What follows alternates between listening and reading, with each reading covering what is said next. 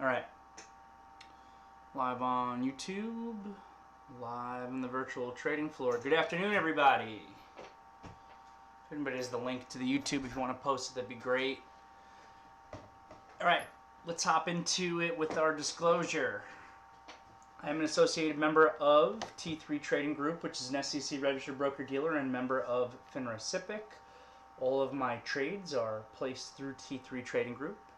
You should carefully consider whether trading is suitable for you in light of your own financial condition. I kept some Apache. I got out of XLE into the close. Got stopped out of a couple other new names I tried to put on today. Either by getting stopped out or just by having a trailing stop. But I added on some Apache here. Alright.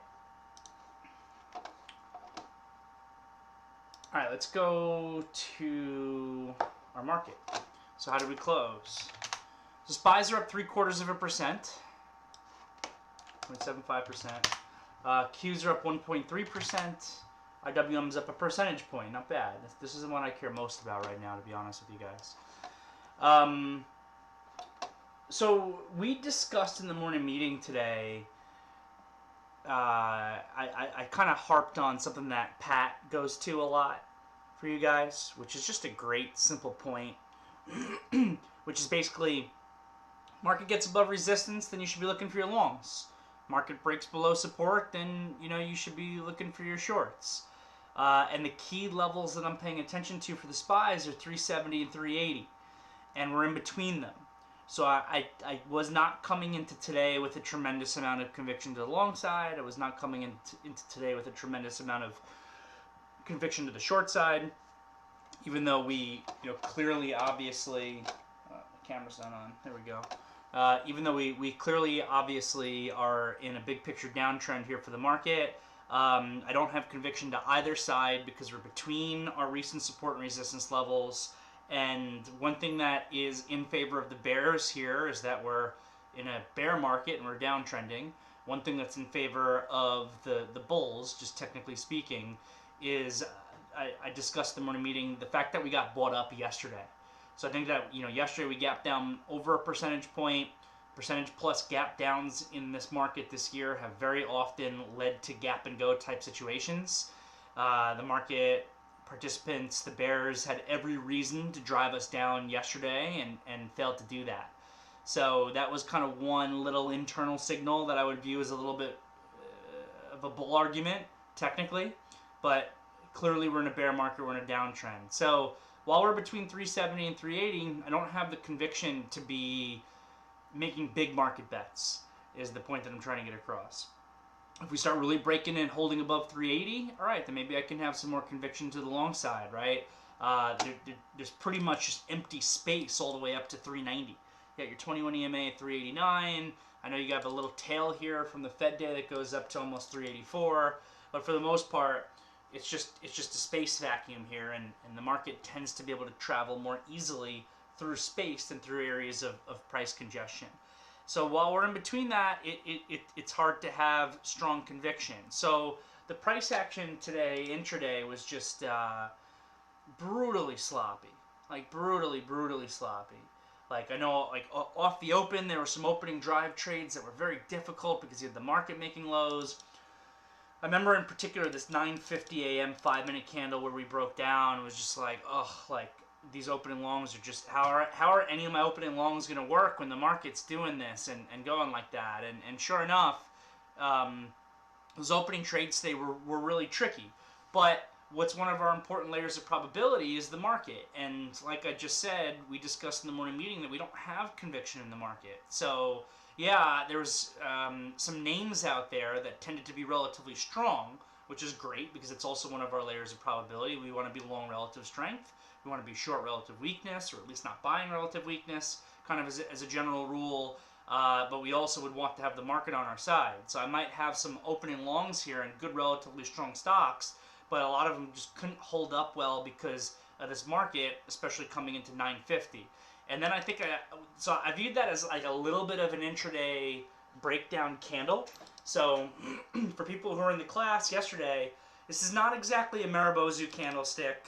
and it's not exactly super high confirming volume, but I did think that this was kind of an intraday breakdown candle. I viewed us as becoming a little bit more guilty, if you will, at that price, unless it gets negated.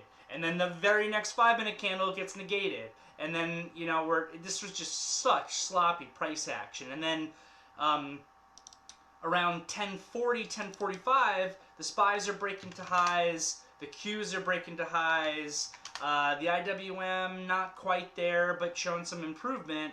But the real signal that we weren't going to get follow through at 9:45 was the VIX. And that's why we pay attention to the VIX, we pay attention to the dollar, we pay attention to the treasuries, just because they can act as confirming factors.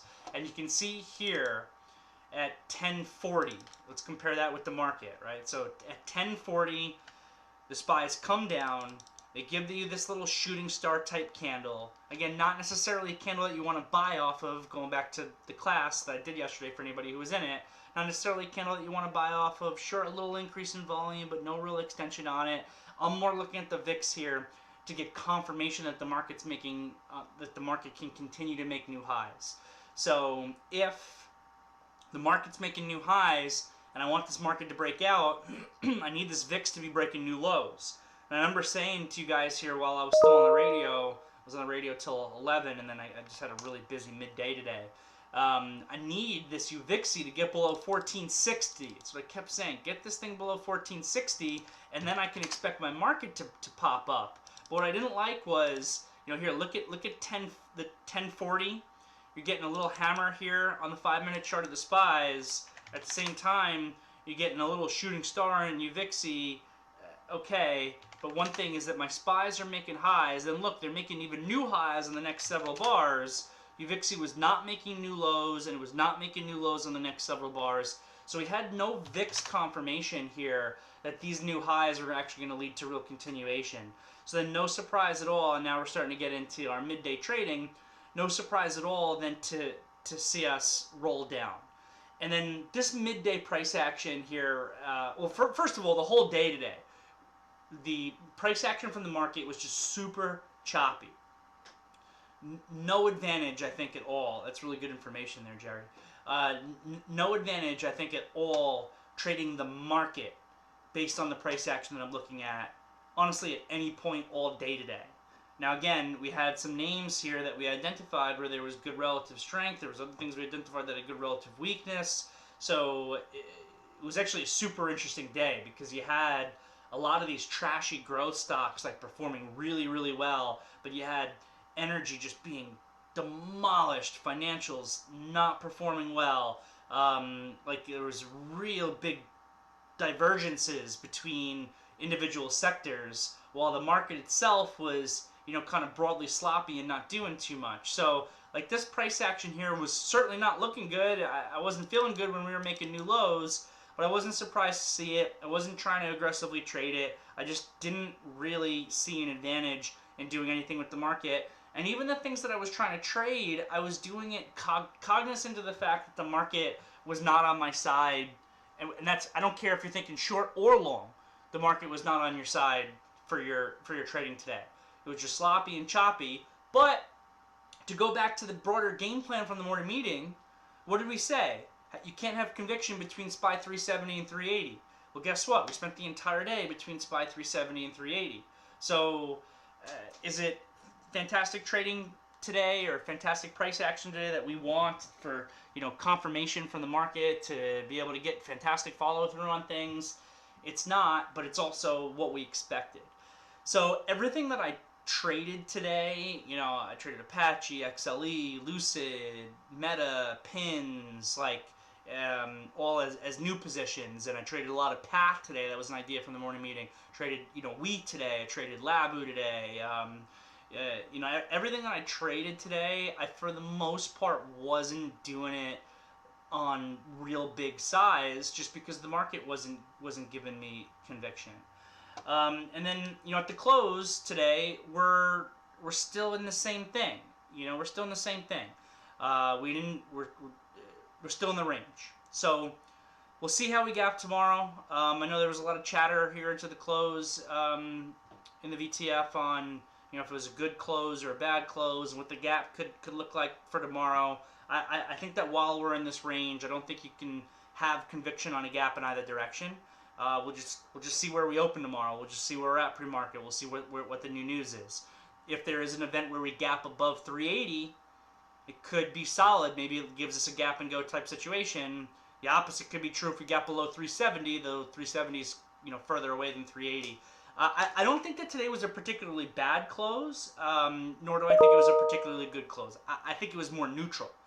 To go back to, again, you know, people were asking me my thoughts on kind of how we closed today. Like, it wasn't a particularly bad close. Like, we could have closed it, you know, 374 today. That would not have been a good close, right? We could have closed negative on the day. We could have had an upside tail and closed at lows. That would have been a worse close, though still within the range.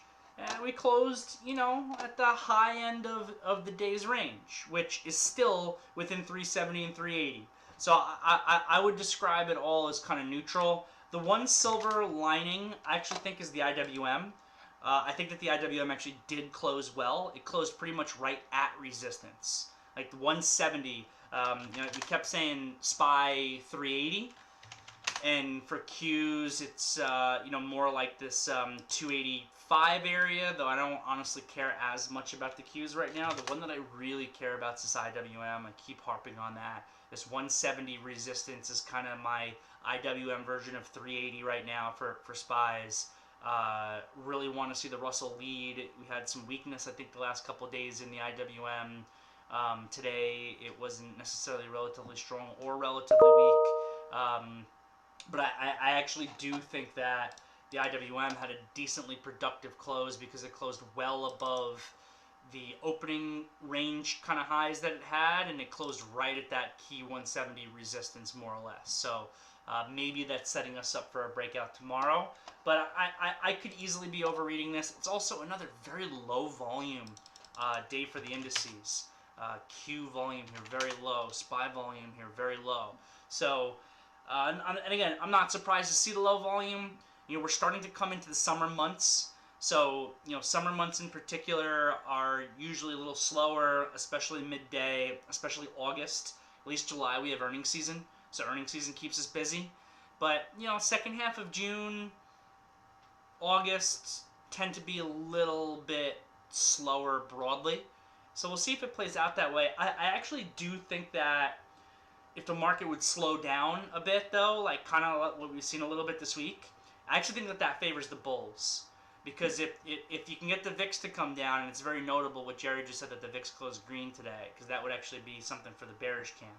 If we can get the VIX to come down, then we might see some of the, you know, the vol control universe of buying come back into the market a little bit, and that's the type of environment that can create a little bit more of an upside grind. And then if you get an upside grind, you clear key levels that can bring in, you know, new types of buying and short squeezing and things like that. But I'm not ready to jump to that conclusion, right? We had a couple slower days this week in a holiday week, right after just complete insanity movements here off the CPI and the Fed for, you know, 5-6 trading sessions, and now, you know, we've slowed down a little bit for 2 days, right? Big deal. So those are the indices there. Yeah, the market certainly has to prove itself. We are in a downtrend. It's got to get above. It's got to get above some levels, and it just hasn't done that yet. So we need to start by seeing SPYs above 380. SPYs above 380, and then maybe, you know, we're on a smaller time frame getting back to being a bit more neutral. But right now we're bearish on every time frame. The only like silver lining that I can point to is that the bears had an opportunity to really bring us down yesterday, and honestly a little bit today, and they failed to do so on both accounts. So, you know, I wouldn't necessarily call it bullish just because the bears didn't crack us down 4% like they usually do. But it's interesting that we're not extended and that the sellers aren't really trying to force us down. Because how many times has that happened? You know, it seems like every time we get less extended in this bearish market, with the exception of the rally into the end of May and beginning of June here, that they then start, you know, immediately kind of bringing us back down. So that's the market. Individual stocks. So the market made the execution on some of these individual names honestly really tricky today. But with that said, I think that some of the ideas that were brought up in the morning meeting today worked out really well. So, WeWork was a focus for me. I discussed, wanting to be long above yesterday's high, which is $5.71. Even this had a little tricky of execution because this didn't trade the way I wanted it to be honest. I wanted like this analyst upgrade to come in this week for that to create momentum to get it above $6, and then it's getting above $6, which just leads to a new feedback cycle of buying. Next thing I know, I'm at $6.25 to $6.50. Early on in the day, I spend the rest of the day consolidating it, and then sometime tomorrow I'm working my way back up to like towards that $7 resistance, or maybe over the course of the next couple trading sessions. That's what I really wanted from this week. We did not really give the opening momentum. There was a seller there at $6, and that seller was there even pre-market. Because I remember early on this morning, posting that information into the VTF and being involved in it, and I watched it rip to like $6.13 very early pre-market. You can see this rip right here, right? Rips up to $6.13 right here pre-market, and I was like, oh man, they're not going to give me my buy, right? It's ripping up to $6.13. They'll open this thing at $6.25. I want to be long versus $7.71. I'm not even going to be able to get stock. And then a seller came in, and I could see him on the tape, even though it was pre-market and there's not a lot of volume here. A seller came in and just drove this thing all the way back down, and my mind was actually kind of blown by it. I was like, you're telling me that this thing is getting this buy initiation from CS with an $11 price target, and the analyst is saying all the things I've been saying about WeWork and how they have a path to profitability and all this stuff, and you're telling me the stock's not even going to open up, 10 cents higher today? So there was clearly a seller that was here at $6 pre-market and then during the day. So it kept this thing, this thing was pretty heavy off the open. It didn't trade great. It certainly extended early on, right? That's one of the issues that you're always dealing with on a gap up, and that's, that's even with opening at $5.80 or so versus imagine if it opened up at, $6.15, like for a moment I thought could happen. But you're still extended away from this ADMA. So you can try the momentum trade versus the opening low, though honestly the volume here was not fantastic. Like, volume should be momentum confirmation. Again, for people who are new to the team, for people who are just going through my classes for the first time, one of my key definitions is the definition of momentum. Momentum means the greater the price, the greater the demand. Momentum is what creates extension. Momentum is what can enable a stock that's already extended to become significantly more extended. So you could look at the 5-minute chart of when it opened and see like, oh wow, look, it's at $5.80 and the ADMA is all the way down at $5.50. It's extended by 30 cents. It's only a $5 stock, so it's very extended.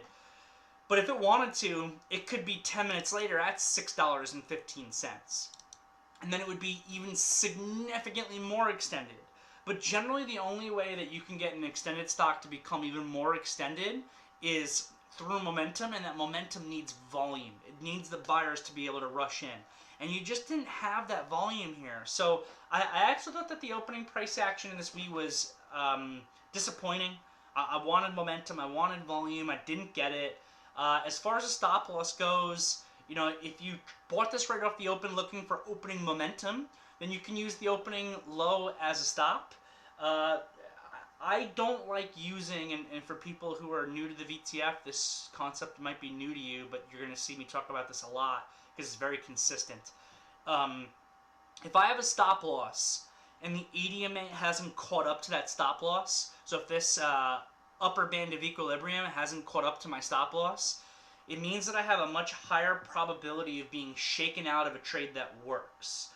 So as a general rule, when I'm trading in an extended stock, yeah, if I'm trading that pure momentum, I'll put the stop loss in anyway at that price, and even if the ADMA hasn't gotten there, it's like, okay, fine, I'm just relying on momentum to pay me, so if the momentum's not there, let me get stopped out. So again, if you were relying on momentum to pay you and WeWork, and you bought it the second this thing opened, and you bought it versus the opening low, and you're like, wow, the momentum's not here, the volume's not here, I just got to get myself stopped out, and you're taking a pure momentum trade, that's fine, it is what it is. But it is going to be very typical that you guys are going to find when the momentum is not there, that if your ADMA hasn't caught up to your stop, that you can easily get shaken out of trades that still work.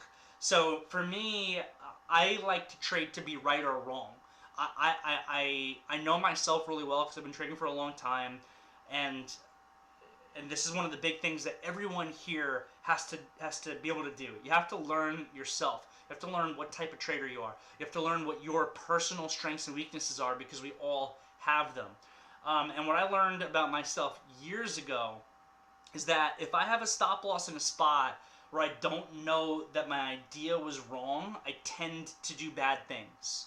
That's when I tend to fight the stock. I tend to just blindly rebuy. I tend to get emotional and say, oh, they just shook me out, it's going to go up, and I rebuy the stock anyway. All of that is the wrong thing to do. So for me, because I know I tend to behave that way, and that can exacerbate losses, I really always want to make sure that I have a stop loss in where I know that my idea itself was wrong, which meant that I couldn't do a lot of buying off the open if I'm not using this as my stop. The volume wasn't there. It looked okay, but I needed to be patient if I was going to do any real buying. Fortunately enough for me, I'm already swinging it because I've got this thesis on WeWork. I've been involved in it for quite some time. Honestly, this $5 area is a massive support area. Trading long off of the $5 area has proven to be like really successful for me now on like 3 different occasions.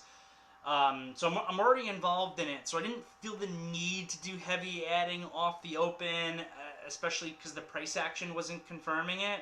So then seeing that it broke this opening low isn't surprising to me, but for anybody who is trying to be involved in this thing with me, who has the thought process that I have, it just made your trading execution just super difficult. Because even if you were patient, right, and you weren't trying to go for the momentum trade, like, do you really want to buy off this pivot? I guess you can. It's a pivot off the equilibrium mirror. It's a pivot off the ADMA. But do you really want to be going after that when the stock just showed you this anemic volume even on the upgrade, and that not really, like kind of too much is going on, and there's no real follow through with it, and the market's not really on your side?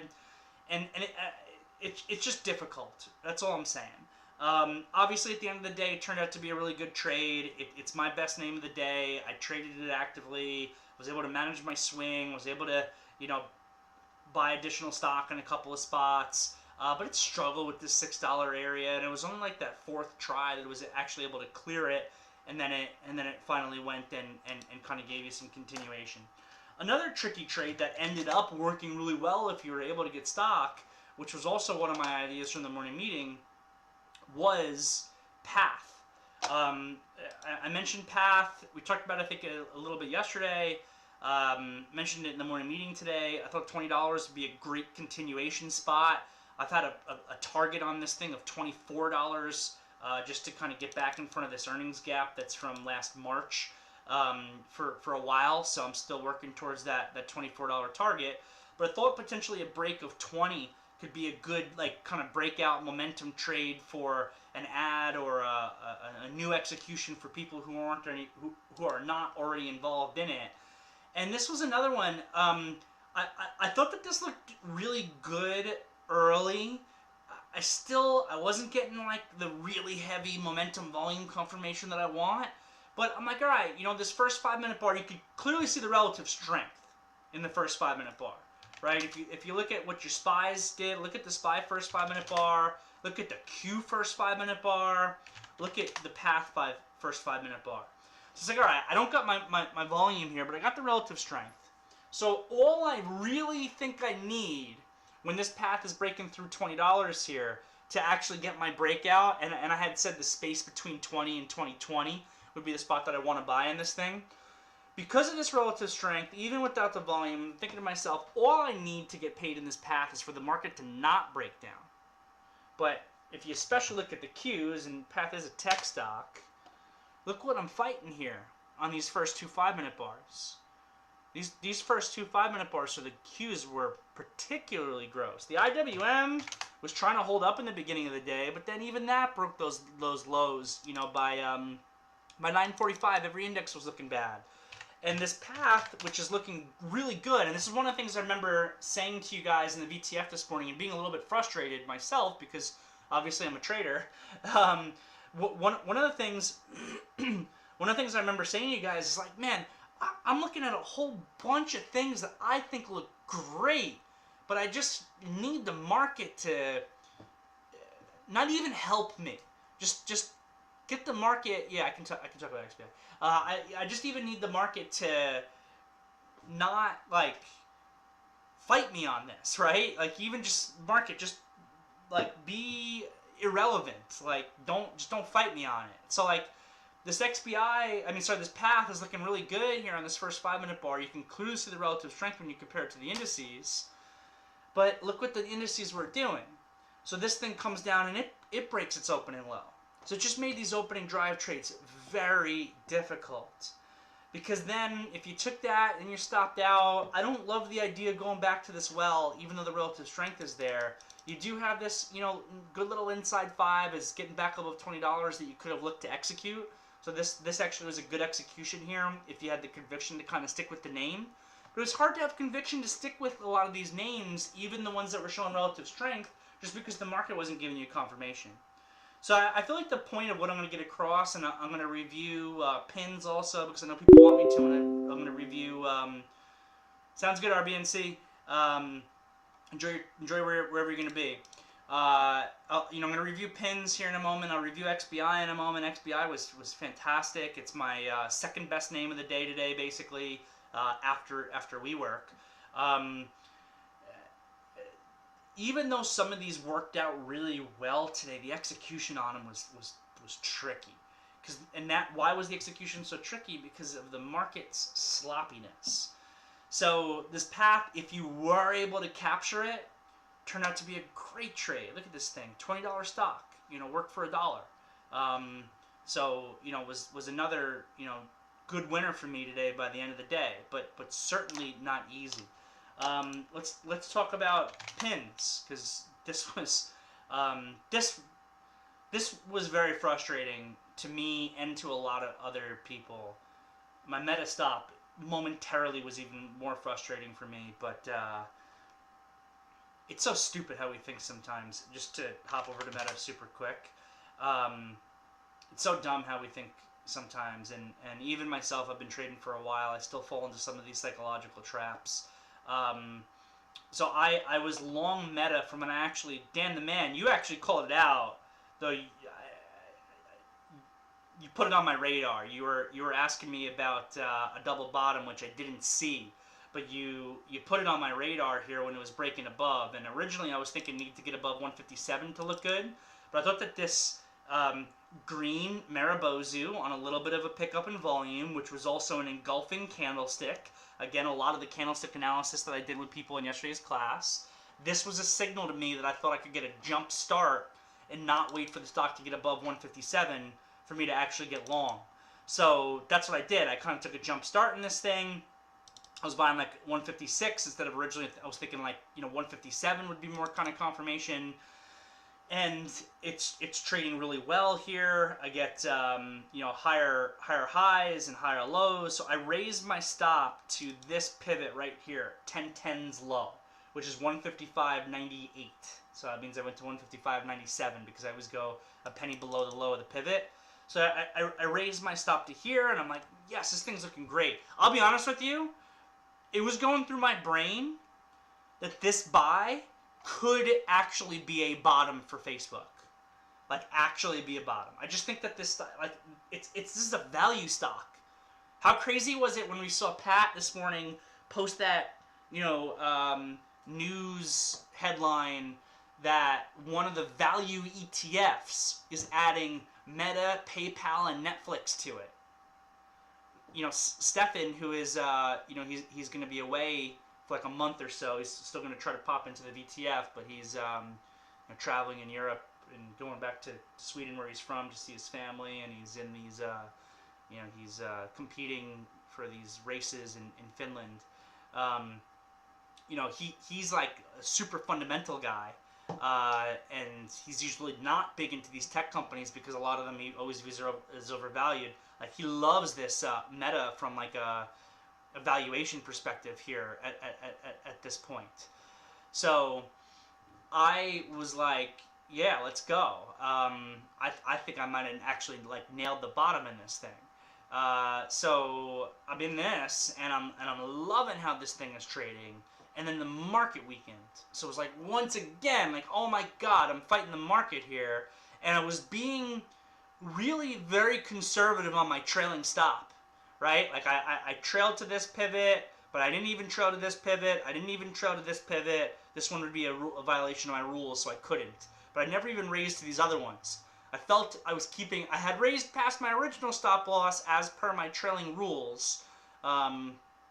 Yeah, Dan, I did that. I sold 50% of my position to cover my risk, but then after that, I'm implementing a trailing stop system. I'm going to be going over that in my game planning class. So I'm looking to implement this trailing stop system, and look at this move here. Like, it's a fast, hard, sharp extension move to the downside. Like, this here, like, forget about the rest of the chart for a second. Like, whether it's a trailing stop or a trade or anything else, this is not ever where you want to get stopped out of a stock. You don't ever want to be getting stopped out of a stock like a long when it's like this extended away from this equilibrium area here. Like it's just like not good. Like there's a very good chance that you're going to get a bounce back. Check out this dot. Check out this execution dot where I got stopped on this meta. Oh my god, I'm so frustrated, right? And then immediately this thing ticks back up here, and I'm just like, it's just crazy how psychologically we can get into our own head about things, because I did the right things. I followed my rules, I followed my game plan, my stop was in place, I got chicken out. I'm the low here, like I'm the low. And then it's going up without me, and here I got in my brain like I might have just caught the absolute bottom for meta, even though I tell everybody and preach all the time that we're not in the game of picking tops and bottoms. I do still have in the back of my head that this is a red dog reversal on day 3 down in a super like value tech company right now that has $44 billion in cash here, according to Gabriel. I believe it. And now I just got shaken out of this thing, and that's just how our brains think, right? But then I felt so much better when I made a new low, which doesn't make any sense because it doesn't matter, right? It doesn't matter. It doesn't make a difference to me because I'm out of the position if this is the low and then it goes to $1,000 from here, or if it makes new lows, because I'm not in the position. So why do I feel better psychologically when a new low came in past my stop so that I can feel like, oh, I wasn't shaken out of the position, right? It's just, it's totally not the right way to think. We all fall into these mental traps, myself included, even after, all the time that I've been trading. So, we got to do our best to counter that. And the way that we do our best to counter that is by having good game plans in place, following your game plans, and recognizing that we work in a game of probability. And when you work in a game of probability, it means that anything that can happen will happen over a long enough of a period of time. So, going back to this pins, this was the other frustrating moment of the day when it broke the opening low. Because this is another one, just like Path. Like, yeah, you know what? I don't have the perfect volume here for momentum. But look at this relative strength. This was also, we had all these names on our radar for today. We talked about Meta as a potential red dog reversal in the morning meeting. We talked about Path as a breakout through $20. We talked about WeWork above $5.75. We talked about pins above yesterday's high, above was it yesterday's high? No, it was a daily level at 1943. We talked about all these levels, and so many of them are triggering, and so many of them look good, and the execution was just so consistently difficult on them. This Pinterest break of the opening low here that pushed a lot of us out was just thanks, Gabriel. Was just ruthless, because you had this incredible opening relative strength, and it's breaking through the level. And yeah, I really didn't want to buy 1943 here because it's a lot of risk for this. I know that because it's a growth name that this thing can move dollars at a time if it wants to, even though it's only a $20 stock. but still, like 43 cents in pins is like a lot. But I paid up as a feeler, and I was like, you know what? Like, I gotta have some stock on my book because this thing looks so good with this opening relative strength that I wanna be able to stick to the trade. So I start with a feeler, and then I'm like, all right, you know, I'm looking to build into it. Like, for a moment, it looked like it was pivoting right off the ADMA here, and I cheated. And I think I talked about this a little bit in yesterday's class also. Like, I thought that I was getting a continuation hammer off the ADMA, and there was like a minute left in the bar, and it was up here, and it was a tail. So I added off that, but then they slammed it right back down. It was like, ugh. And then it created this kind of candle here, which is like a wishy-washy doji. Not great, but it's still versus the opening low. So I added that. What percentage of my average size do you take as a feeler? It's not the right way that I would define the question. The question would be what percentage of the risk that I want to put on would I define as a feeler, probably.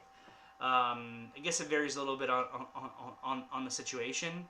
But I would say the first buy that I took at that 1943 area that I'm describing as a feeler was probably like 20% of the position that I wanted to be in. And sometimes it's less. I just thought this thing looked so good. I was trading Lucid at the same time. And Lucid actually worked well for me. I didn't get shaken out here at the low. I caught this entire upside move. I trailed this thing very tightly. So I got stopped out of my trailing stop on this thing right here, which is fine. I didn't want to really add this on as a swing trade. I was trying to just basically have this as a day trade and put the money in my pocket. But to add to my frustration, I don't really love Lucid as a company though. Look at like the volume here actually was pretty consistently okay, and look at the volume pickup in some of these spots. I traded pins with a significantly higher, I guess a significantly more aggressive game plan is the trend that I'm looking at. So it's like, oh great, I got this Lucid here, and you know, $1.20 in the money on Lucid on my super small position. So this trade's working fantastic to me. And let me see here on my P&L. Just to show you the difference on the game plan, on how much more aggressive my game plan for pins was versus how much less aggressive my game plan was for Lucid. This thing worked for $1.20 for me in a $19 stock, and I made less in it than I lost in pins because just the difference on the aggressiveness of my game plan. Pins was really the one that I was going after. I thought this thing looked so good after that first 5-minute bar, and it just pushed out, and this was also the market. The market caused this to fail as well, which is why the market is such a key layer of probability to our trading. And for the most part, my plan was to not do anything aggressively as long as we were, below SPY 380. And honestly, even though I was significantly more aggressive in pins compared to Lucid, I wasn't like max aggressiveness with this by any means. I wasn't like going in 100%. I didn't go in 100% on anything today. But it was still obviously super frustrating. Gave up on this, threw in the towel, and then I called out this trade here, the break of like 1950. So you got these two equal tails kind of into the equilibrium area, and I'm talking to you guys on the virtual trading floor, and I'm like, what I said to you guys, one of my struggles as a trader, because we all have our weaknesses, one of my struggles as a trader is that when a new setup comes in for a stock that looks good, but it will require me to buy above the price in which I already took a loss, I struggle to take that trade. And it's another thing that's entirely psychological. It's entirely psychological. Because if I never traded pins at all, I probably would have taken this. Or if I took pins and I was already in it, then maybe I would have taken this as a new trade. But because I took pins and I got stopped out at a lower price, now when this new setup came in here that I thought looked good, and the market was looking better, and this thing was showing relative strength, I don't have the volume that I want. The time of day here is starting to get a little iffy. I am by no means calling this an A+ setup.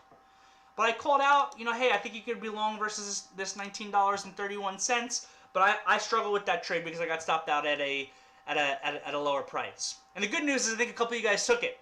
So I'm glad that you guys were able to make money on it, because look how easy this trade was. You know, buying on this bar was the call out after I put in this low. Look how easy this trade was compared to how, you know, fighting and how tricky and how difficult this opening trade was. So just frustrating, you know, frustrating. But that's what happens sometimes in trading. And again, layers of probability. Market confirmation wasn't there, so that inherently made the execution on all these other trades more difficult. And I guess the final one to go over is this XBI. So I actually said in the morning meeting today that I didn't love XBI for a new buy or a new ad today. So I wasn't particularly aggressive with this. I'm already in it. I had taken that big ad, I think it was on this day? It was either this day or this day. Let me go to Labu here, because I trade Labu, but I trade it off of the XBI technicals. I don't trade Labu's technicals at all. I trade XBI's technicals and I execute through Labu. Where did I take that big ad? Oh, it must have been on this day. I took that big ad on this day. And that was almost just like me buying in front of my out, because if XBI broke the May low, I was going to liquidate the position. I was going to be very disappointed too, because I was loving how this thing was looking in early June.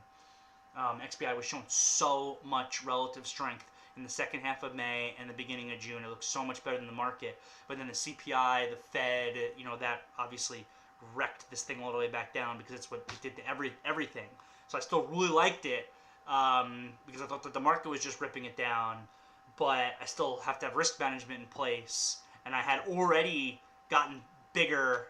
Actually, I had already gotten bigger here. So I've actually had some really good heavy ads on XBI over the course of the last couple of months. I had gotten really big on this day here, and that paid me very well. And then I got you know, again, took a really big ad on this day, and it's obviously paid me really well. So I actually did not love the idea of doing a really big ad on XBI today. I think it looks great. I'm really glad I'm in it, but I think people should already be in it, because you buy it on day 5 here. So yeah, you got relative strength. We want the relative strength, but 1, 2, 3, 4. This is the day 5 up in a row, and it's a little bit extended, and you're looking for a breakout. The relative strength could do it if the market is helpful. I was just a little bit nervous on the ads. So I didn't go after XBI aggressive today. It's my, you know, basically Labu and We are my best my best names today. But Labu, I'm just still getting paid off of the good job that I did on a previous day. And that's one of the things that I preach all the time, by the way. You know, for people who are newer, that sometimes you do a good job. You do a really good job, especially if you know how to swing trade properly. You do a really good job on just a few or a couple key days in a month, and you can get paid off of the work that you did on those days for multiple days. So that's actually an example of that, is what's happening to me right now with this. I did a really good job, did the right things on this day, and I'm just continuing to get paid for that work even here. So I didn't do, you know, a tremendous amount of adding here in this thing, though it has been something that's been a big focus for me. Even this, look at this. Did this snap this opening low too? So hard from an execution perspective how it snapped this opening low. But this is not one that I was looking to buy off the open. But then look at it, just went into this upside grind and gave great continuation. The big resistance had been like 71.50, and then it kind of gave a false breakout here, and that failed because of the market. And now that I've kind of broadened out the resistance zone between like 71.50 and 73, but we cleared all that today. We're a bit extended. You know, we're at 76 now with the ADMA at 70, so we're $6 extended in a $70 ETF. Getting extended here. But we'll see. I think that this thing looks fantastic. I would love for this thing, I don't even need continuation tomorrow. I would just love for this thing to hold above, let's say worst case scenario, 73.50, and let these moving averages, which have now crossed, catch up. Maybe we get a bull flag here, and then that could be a setup for the next level.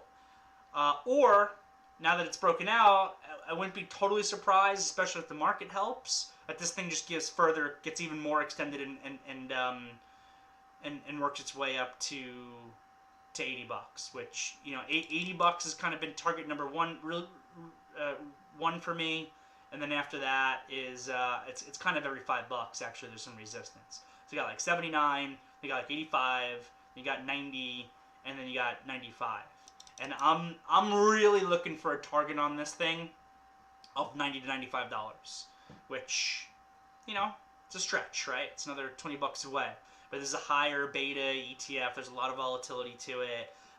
If the market has any semblance of strength at all, like if we can get any type of relief rally in this market, if we can get, you know, above 380, if we can get to the 390 resistance for the market, or God forbid 400 in the market, then this XBI should be, I think, should be able to see these $90.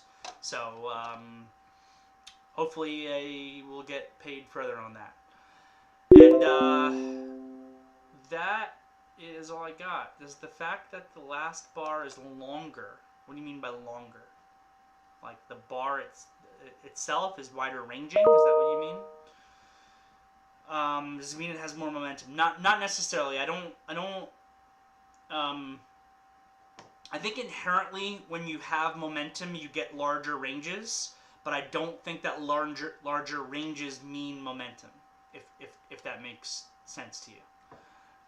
So not necessarily. I didn't see a tremendous amount of momentum today. It was more relative strength, especially this afternoon grind here. That this was sharp 45-degree angle afternoon grind.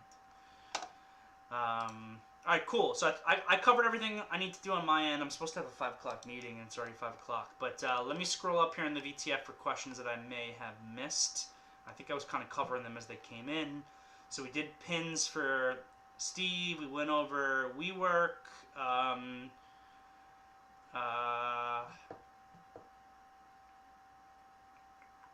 DJ here. Sometimes I feel having a smaller watch list will increase the likelihood my executions are high quality. At the same time, watching a smaller number of stocks means fewer opportunities. Do you think it's generally better to watch a handful of stocks like a hawk, or to scavenge through as many stocks as you can, particularly for someone in their first year of trading? The last part of your question is key. I think that the answer to your question is going to be very individualized. I think it depends on the person. And I think that for newer traders, you're going to be better off probably having a smaller focus and potentially missing some names than trying to be all over the place and capture everything.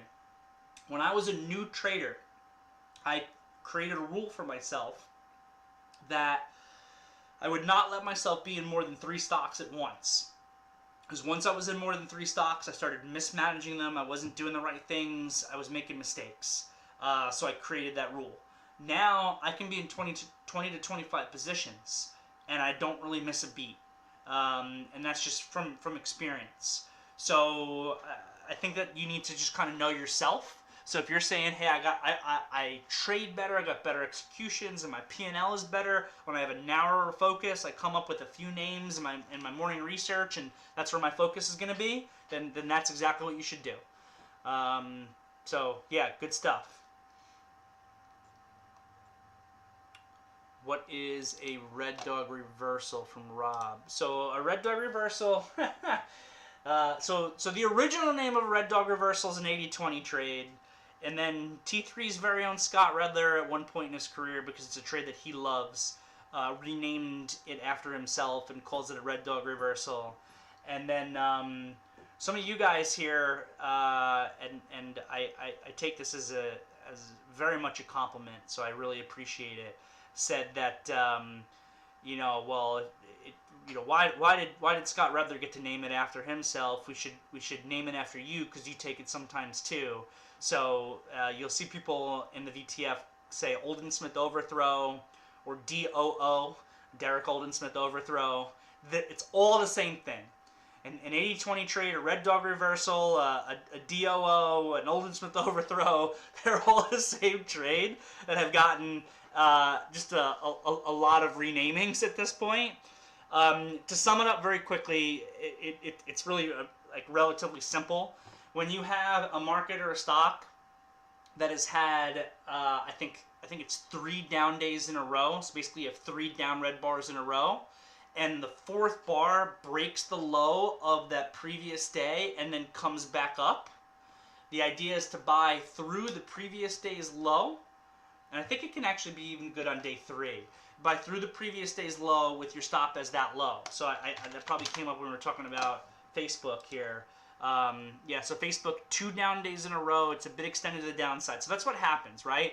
You get that 2, 3, 4 down days in a row or down bars in a row. That's most likely going to inherently make your stock extended. So we get these 2 down days in a row here from Meta, and then what I was saying was, well, maybe we could look for like a red dog reversal today, or an Oldensmith overthrow, or an 80-20, or whatever you guys want to call it. I actually really like that you guys call it the Oldensmith overthrow. I say both because I don't want people to get confused, but just keep calling it that. The idea would be basically to buy it back through yesterday's low with the stop loss as today's low. Now, that's what Scott does from an execution perspective. I like to find ways to be able to execute on a 5-minute chart off of the daily to get an even better risk reward a lot of times. Which today is actually not what I did, I didn't actually, I waited till I had the 5-minute confirmation. I didn't just buy back through yesterday's low, which would have had me entering it like 155.50. I actually bought it at a higher price because, well, first of all, that's when Dan brought it to my attention, which is why communication here is so key, right? We all communicate names. We're all going to see more opportunities. If Dan wasn't like, hey, check out Meta, what do you guys think of it? I never would have typed it up. I never would have made money in this. So, Dan, thank you for making me money in Meta just by communicating in the virtual trading floor and bringing it to my attention. That's what we're trying to do here as a team. So, yeah, so that was basically it.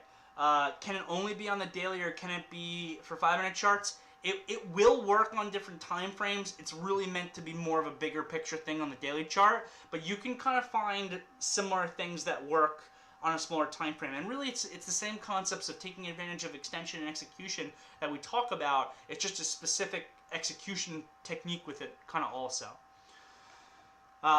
So I hope that helps, Rob. That was kind of the quick answer because I'm supposed to jump into this meeting. And does it look like I got through all the questions here? From Rich N here. With regards to trading after we psychologically recover from being sick, what mental exercise do you recommend to restore psychological sharpness? That's a great question from Rich. I wish I had a little bit more time. So I actually noticed today, even though I did trade the last 2 days, I was taking a little bit of a half step back because I was like super sick on Tuesday. I actually noticed today that mentally, I felt very off with my trading today. I just things like it wasn't all perfect. Like I just didn't feel super sharp today. It was definitely an issue for me today, for sure. And how do you overcome that? It's hard, honestly. So,